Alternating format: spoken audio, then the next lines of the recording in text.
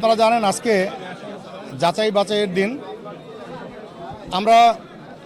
আমি যেহেতু জেলা বিএনপির সদস্য সচিব, আমাদের এই দুইজন প্রার্থী রয়েছেন বরিশাল সদর আসনে ধানেশীষের প্রতীকে জনাব মুজিবুর রহমান সরোয়ার এবং বাকেরগঞ্জ 6 থেকে আমাদের জেলা বিএনপির আহ্বায়ক সাবেক সংসদ সদস্য জনাব আবুল হোসেন খান। আমাদের দুইজনের প্রার্থিতাই বৈধ হয়েছেন জেলা প্রশাসকের জেলা নির্বাচন কমিশনের মাধ্যমে, রিটার্নিং অফিসের মাধ্যমে এটা ঘোষণা করা হয়েছে। আমাদের দুজন প্রার্থী বৈধ। ইনশাল্লাহ আমরা আমাদের বিজয়ের ব্যাপারে শতভাগ আশাবাদী।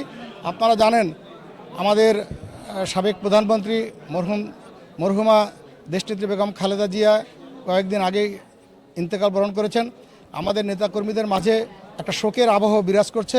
তারপরও যেহেতু রাজনৈতিক কর্মকাণ্ড চলমান, নির্বাচন চলমান, আমাদের নেতাকর্মীদের মধ্যে আগামী নির্বাচনের সর্বোচ্চ প্রস্তুতি রয়েছে এবং ইনশাল্লাহ আমরা ধানেশীষের বিজয় শতভাগ আশা করি।